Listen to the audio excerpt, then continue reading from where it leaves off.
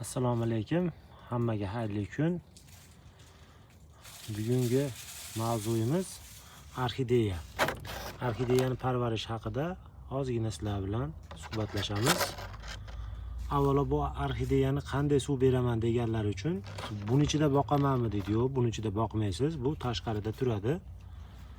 Asosiysi suv berishda e'tibor beradigan bo'lsak, bu gulimizni mana o'zini belgilab qo'ygan joyi bor mana. Sizlar videoda ko'rinyaptimi yo'qmi bilmayman. 1 2 3 maksimal qilib qo'ygan. O'zi tushuntirib qo'ygan, shundan balatini berma degan ma'noda. Mana hozir bunga suv quyib ko'rsatib beramiz. Eng asosiysi bu taydan suv chiqib ketib qolmaydi. Tuvakchaning ichida yana ozgina tuvagi bor.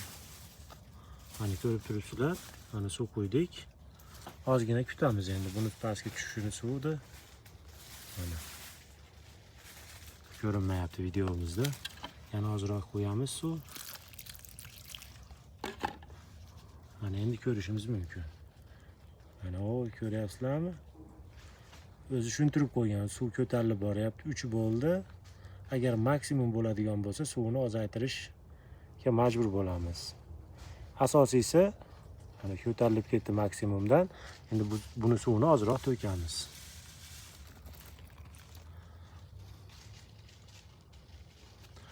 Orxideya juda ham joni qattiq. Quyoshni yoqtirmaydi. Sovuqni juda ham yoqtiradi. Mana ko'rib turibsizlar. Juda ham chiroyli holatda. Kimga shunaqa xizmatlar kerak bo'lsa, aloqaga chiqishinglar mumkin. Mana gullarimiz bor, hozir ham tuygani yo'q.